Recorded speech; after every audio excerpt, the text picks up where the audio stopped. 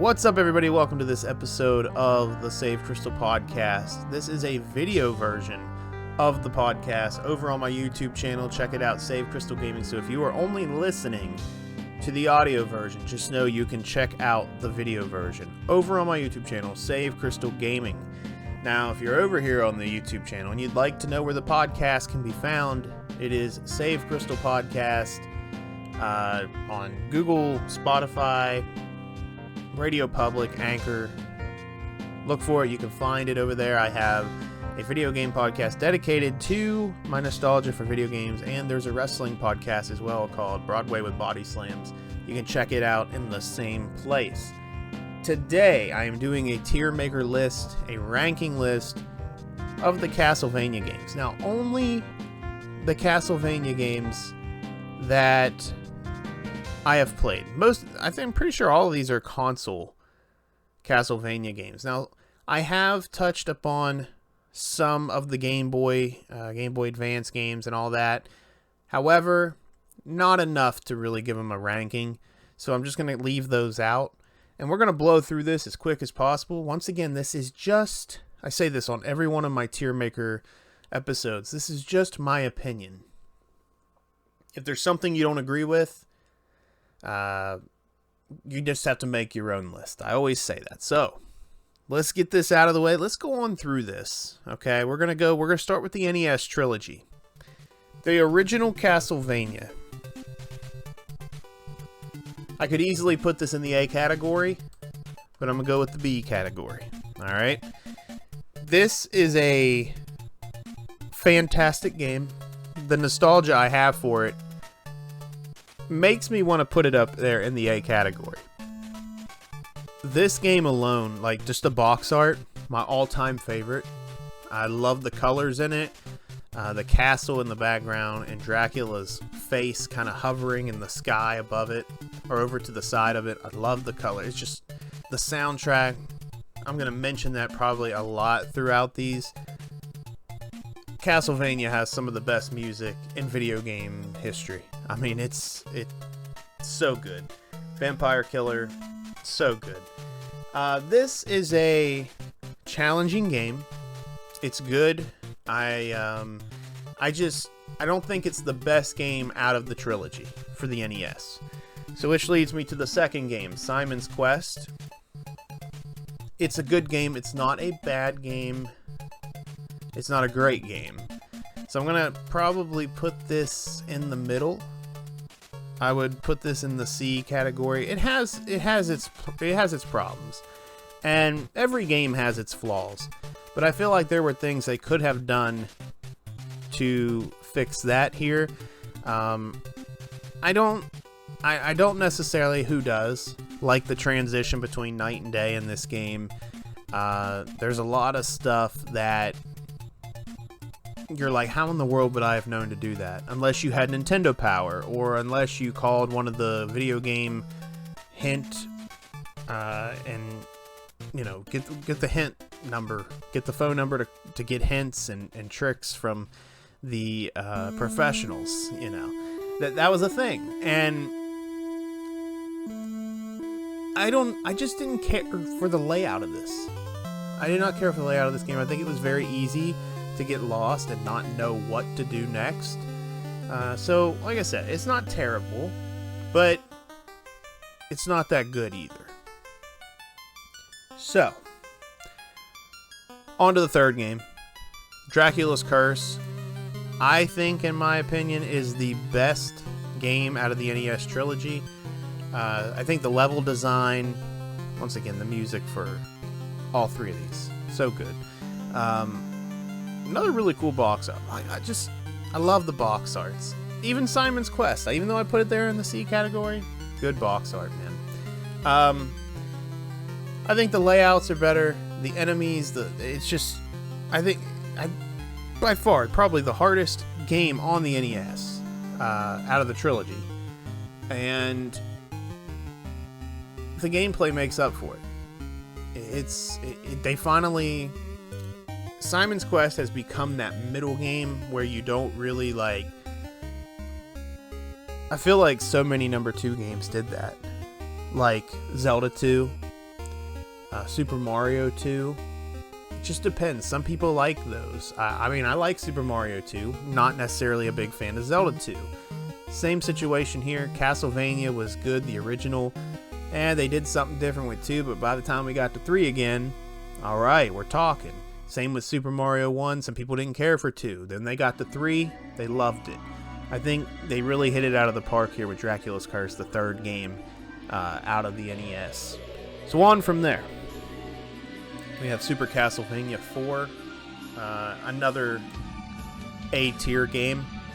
This, I can't remember who I had talked to. A couple people I've told that if you want to get into Castlevania and you don't know where to begin, but you want to play like the old school style, Super Castlevania 4 is where I would go. We're now into the 16-bit era, and this game, depends who you ask, I guess. It looks beautiful. I mean, the different, the layers of the level, you got things going on in the background now. You can actually go, I don't even know what you would, the appropriate way to say this, but you could like go to the background, come forward, like you can go through gates. It just, the controls, they really nailed it here. The gameplay's so smooth in the hand. The whip action, man, it's just, it's a top tier game, one of the all-time best. I gotta put it up there in the A category. Next, we have Castlevania Dracula X, known to those for the Super Nintendo there. And it's Rondo of Blood for the PC Engine. Now, I have never played the PC Engine version. I've seen clips and stuff of it, and people who have played it say that it seems to play better, it seems to look better. I honestly can't tell you, so I'm just going to place them together. I liked Dracula X. I think this is one of the hardest final bosses that I've ever played in a Castlevania game. I would go at it, I'd put it in the B category. We'll move those up right there. Castlevania Bloodlines, the Sega Genesis title, a title that many people have grown to love, a fan or a favorite of the series for many of the fans. I enjoyed it, but I didn't love it. I mean, it's just, my opinion. I think it's good, but I'm going to put it in the B category. Okay, I'll put it in the B category. Many people would put that up there at A, but my list, I got to put it there in B. Up next, we have Castlevania Chronicles for the PlayStation. Now, this game is kind of, it's like a remake of the first game for NES. And it looks good. It sounds good, once again. But I think for the time that this came out, the way that I think it was a little late. To remake the first game doesn't take away it's a good game. Once again, it's pretty good. We're going to take it up there to the B category. I think had this game come out a little earlier, maybe more people would have gotten to either play it or enjoy it. But Castlevania Symphony of the Night is coming. It's coming, and we're on it right now. A category. It's got to be there. My favorite Castlevania game of all time just blows everything else away, my opinion. The Metroidvania style that everybody will go on to talk about from here on out. It's just such a good game. The way that you can make your way through the castle. Now, I am somebody that plays this. I've played this game both ways. I like to play it with a strategy guide, but I have also played it with just doing my own thing, exploring as I go. There is a map system. Shows you where you've explored, where you haven't. There are different power-ups and things that you have to get. And just, going into the menu screen and equipping different, clothing articles, different magical powers, or whatever you want to call it, to build up your attack or your defense, or there's a lot in this game that you could put so much time into. And this was a game that I was shown at a young age, and I was not very good at. But the older I got, it never left my mind, and one day I wanted to beat it. And there are different endings to this game. There's a good ending, there's the bad ending, and there's the, it's okay ending. And I wanted to get the good ending, and I did so. I got the okay ending, I got the good ending, but I never wanted that bad ending. And there's a trick to it, and I don't want to get into the game right now. There was an episode I done a while back where I talked about my nostalgia for this game, how it got shown to me, and all of that. And I'm pretty sure I talk about all of that in there if I can remember right. But man, Symphony of the Night, the best Castlevania game, in my opinion. From here, Castlevania now is wanting to go 3D. We had 2 games for the Nintendo 64. Castlevania 64 and Castlevania Legacy of Darkness. Both games missed the mark. I won't put them in the F category. Camera angles, it was not done well. They were trying to figure it out. They couldn't quite get a grip on it. I'm not going to put it all the way down in F as some people would. I will put it in the D category. Both of these 64 titles, just not very good. They're not. Now, speaking of Castlevania in 3D, I think Castlevania Lament of Innocence, or Lament of Innocence, however you prefer to say it, I think this is where they got Castlevania 3D right. I have to put this game in the A category. I loved this game. I enjoyed the playthrough. Some people will complain and say, oh, the commentary, the voiceover is terrible. It's terrible. And it's like, okay, well, so was the original Resident Evil. But it doesn't change the fact that it was a really good game. And I think Castlevania Lament of Innocence is a really good game. From the different boss battles and, I mean, the Medusa head.